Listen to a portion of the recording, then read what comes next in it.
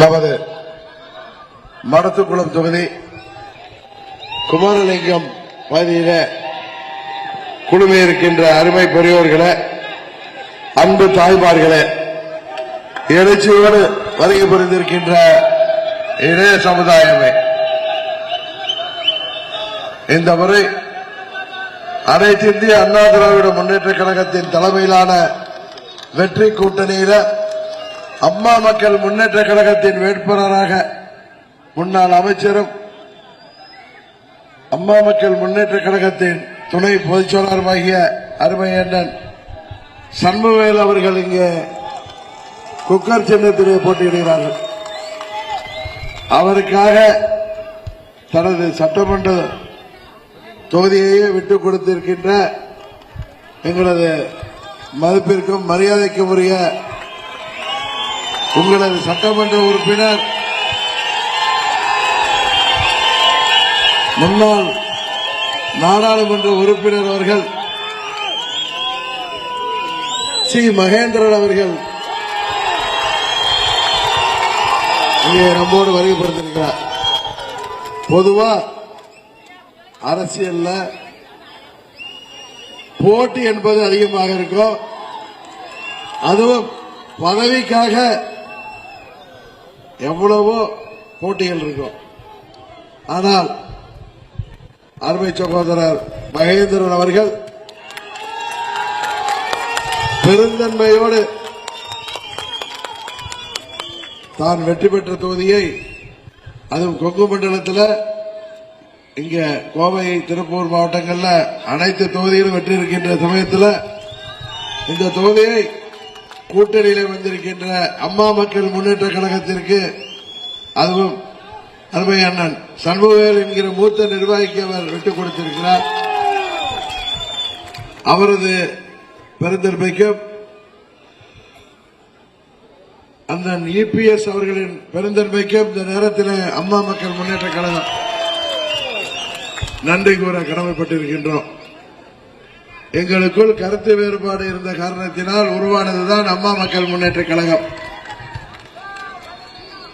இன்றைக்கு தமிழ்நாடு முழுவதும் வெற்றி பெற்று இடையில நமக்குள்ள பிரச்சனை இருந்த நேரத்தில் ஊரு ரெண்டு பட்டா யாருக்கும் கொண்டாட்டங்கிற மாதிரி திமுக இடையில பூந்து ஆட்சிக்கு வந்துட்டாங்க. மக்களும் அவர்கள் திருந்தி இருப்பார்கள் என்று எண்ணி ஆட்சி பொறுப்பை கொடுத்தார்கள். ஆனால் நாங்கள் திருந்தவே மாட்டோம் என்பதை இந்த திமுக ஆட்சியில நிறைவேற்றி இருக்கிறார்கள். ஏன்னா தேர்தல் வாக்குறுதிகள் எல்லாம் சொன்னதெல்லாம் காற்றோடு போச்சு.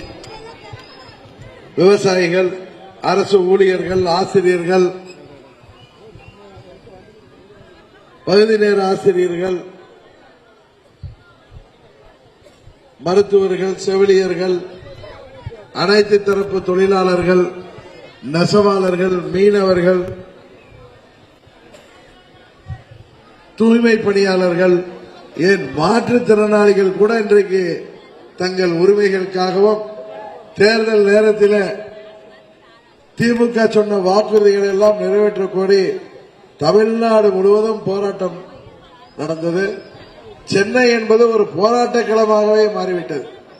அது மாத்திரமல்ல, அம்மா அவர்கள் ஆட்சியில, அனைத்து இந்திய அண்ணா திராவிட முன்னேற்ற கழக ஆட்சியில அமைதி பூங்காவாக தமிழ்நாடு திகழ்ந்து கொண்டிருக்கின்றது. ஆனால் இங்கே எங்கு பார்த்தாலும் கொலைகள், கிட்டத்தட்ட 8000 கொலைகள் இந்த 5 ஆண்டுகளிலே தமிழ்நாட்டில் பதிவாயிருக்கின்றன. வீட்டில தனியாக இருக்க முடியவில்லை.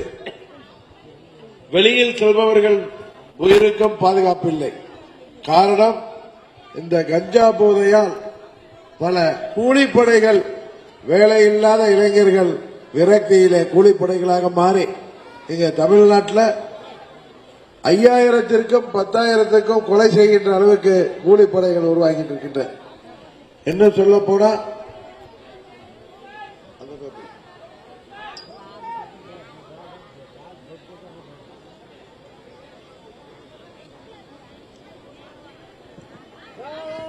நமது தமிழ்நாடு முழுவதும் சட்டம் ஒழுங்கு சந்திச்சிருக்கின்ற அளவில் தான் இருக்கிறது. குறிப்பாக நமது தமிழகத்தில் குழந்தைகள் முதல் முதியோர்கள் வரை யாருக்கும் பாதுகாப்பற்ற சூழல். அதிலும் நமது திருப்பூர் மாவட்டத்தில் எப்பொழுதும் காலங்காலத்திற்கு தோட்டங்களிலே தனியான வீடுகளிலே வசிப்பது இந்த பகுதியிலே வழக்கம். ஆனால் நாம் இதுவரை கேள்விப்படாத அளவிற்கு தோட்ட வீடுகளிலே தனியாக இருக்கின்ற முதியவர்கள் குறிவைத்து கொலை செய்யப்பட்டு அவர்களின் பணம் நகைகள் தொடர்ந்து கொள்ளையடிக்கப்படுகின்ற சம்பவங்கள் நமது பகுதியிலே வருத்தத்தை தருகின்ற அளவிற்கு மன கஷ்டத்தை தருகின்ற அளவிற்கு தொடர்கிறது. திருப்பூர் மாவட்டம் அவிநாசி அருகே ஊஞ்சம்பாளையத்திலே விவசாய குடும்பத்தைச் சேர்ந்த தம்பதி அடையாளம் தெரியாத நபர்களால் அடித்தே கொலை செய்யப்பட்டார். திருப்பூர் மாவட்டம் பல்லடத்தில் நடைபெற்ற மூவர் கொலை வழக்கில் குற்றவாளிகளை பிடிக்க முடியாமல் காவல்துறை எந்த அளவுக்கு திணறியது என்பதை நீங்கள் அனைவரும் அறிந்திருப்பீர்கள். ரோந்து பணியில் ஈடுபட்டிருந்த சிறப்பு காவல் அதிகாரிகள் கூட கொலை செய்யப்படுகிறார். நமது ஆட்சிகள்ல அம்மா ஆட்சியில அதிமுக ஆட்சியில காவல்துறையை கண்டால் குற்றவாளிகள் பயந்து ஓடுவார்கள். ஆனால் இன்றைக்கு குற்றவாளிகளிலிருந்து காவல்துறையை காக்க வேண்டிய அளவிற்கு நமது நிலைமை மோசமாயிற்று. காரணம், இங்கே நடக்கின்ற அனைத்து குற்றச்சம்பவங்களுக்கும் சட்டவிரோத செயல்பாடுகளுக்கும் மணல் கொள்ளைக்கும் கனிம வெள்ள கொள்ளைக்கும் போதை மருந்து வியாபாரத்திற்கும் கஞ்சா வியாபாரத்திற்கும் பின்னணியில் இருப்பது யார்? திமுகவை சேர்ந்த நிர்வாகிகள் அல்லது திமுகவுடைய ஆசீர்வாதத்தோடு நடக்குது. அதனால்தான் காவல்துறையின் கைகள் கட்டப்பட்டு கிடக்கின்றன.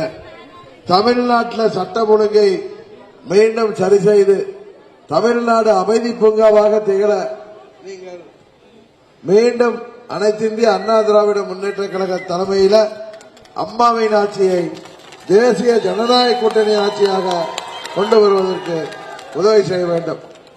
நமது தமிழகத்தின் பனியன் நகரம், டெக்ஸ்டைல் சிட்டி எனவும் பெருமையோடு அழைக்கப்படும் நமது திருப்பூர் மாவட்டம், திருப்பூர், ஈரோடு, கோவை மாவட்டங்களில் கிட்டத்தட்ட 15,000 சிறு குறு மற்றும் பெரு தொழிற்சாலைகள் இருக்கின்றன. ஜவுளித்துறையை மட்டும் நம்பிய கிட்டத்தட்ட 17 லட்சம் பேர் இங்கே வேலைவாய்ப்பை பெற்றிருக்கிறார்கள். வடமாநிலங்களில் இருந்தும் 4-5 லட்சம் பேர் இங்கே வந்து பணியாற்றி வருகிறார்கள். இங்கே உள்ளூர் மற்றும் வெளிநாடு ஏற்றுமதி என இந்த பகுதியில் கிட்டத்தட்ட 75,000 கோடி ரூபாய் ஒவ்வொரு ஆண்டும் வர்த்தகம் நடைபெறுகிறது. இந்த 5 ஆண்டுகளில் திமுக ஆட்சி வந்த பிறகு சிறு குறு நடுத்தர தொழில்துறையை மேம்படுத்தவோ அத்தொழிலை நம்பியிருக்கும் தொழிலாளர்களின் வாழ்க்கை தரத்தை உயர்த்தவோ திமுக எந்த அளவும் நடவடிக்கவில்லை.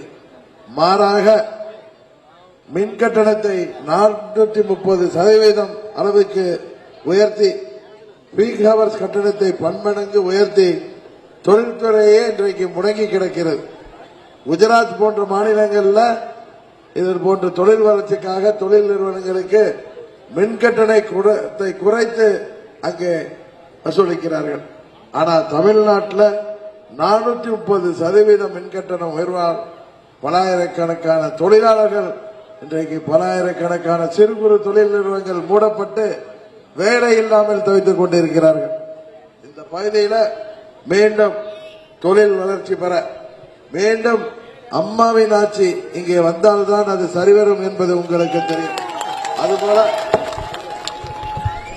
நமது அமராவதி கூட்டுறவு சர்க்கரை ஆலை நமது ஆட்சி காலத்திலே சிறப்பாக நடைபெற்ற அந்த சர்க்கரை ஆலை கடந்த 3 ஆண்டுகளாக மூடப்பட்டுள்ளது. மீண்டும் புனரமைப்பு செய்யப்பட்டு அம்மா அவர்கள் ஆட்சி அண்ணன் EPS அவர்கள் தலைமையில் அமைந்த பிறகு அது பழைய முறை நடைமுறைக்கு உறுதியாக கொண்டு வருவோம் என்ற உறுதியை தருகிறோம். அதுபோல ஆனமலை நல்லாறு திட்டம் நிறைவேற்றப்படும், அப்பர் அமராவதி திட்டம் நிறைவேற்றப்படும். வனவிலங்குகளிலிருந்து பாதுகாப்புகின்ற விதமாக காட்டுப்பன்றிகளின் தொல்லைக்கு முடிவு கொண்டு வரப்படும். இதுபோல நமது பகுதியில் குறிப்பாக நமது மடத்துக்குளம் தொகுதியில் ஒவ்வொரு பகுதியின் தேவையையும் அறிந்து வைத்திருப்பவர் நமது அண்ணன் சண்முகவேல் அவர்கள். அவர் உங்களுக்காக பணியாற்ற அவருக்கு இந்த முறை குக்கர் சின்னத்திலே வாக்களிக்க வேண்டுமாய் கேட்டுக் கொள்கிறேன்.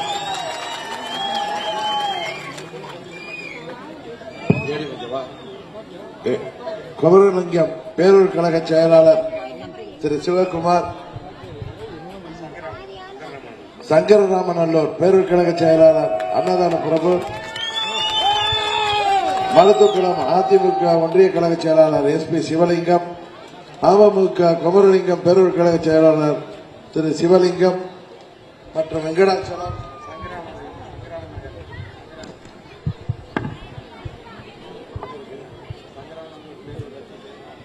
ஜெயராமலிங்கம், அதிமுக மடத்துக்குளம் தெற்கு ஒன்றிய செயலாளர் SP சிவலிங்கம், மடத்துக்குளம் ஒன்றிய செயலாளர் சகோதரர் ராஜ்குமார் மற்றும் தோழமை கட்சிகளைச் சேர்ந்த பாரதிய ஜனதா கட்சி, தமிழ் மாநில காங்கிரஸ், பாட்டாளி மக்கள் கட்சி மற்றும் அனைத்து தோழமை கட்சிகளைச் சேர்ந்த நிர்வாகிகளுக்கும் செயல் வீரர்களுக்கும் வீராங்கனைகளுக்கும் எனது நன்றியை சொல்லி, இந்த முறை நமது மடத்துக்குளம் தொகுதியில அருமை சகோதரர் மகேந்திரன் அவர்களின் ஆதரவு பெற்ற அனைத்து இந்திய அண்ணா திராவிட முன்னேற்ற கழகத்தின் ஆதரவு பெற்ற குக்கர் சின்னத்தில வாக்களித்து அண்ணன் சண்முகவேல் அவர்களை மாபெரும் வாக்கு வித்தியாசத்தில் வெற்றி பெற செய்ய வேண்டும் என்று கேட்டு விடைபெறுகிறேன். நன்றி, வணக்கம்.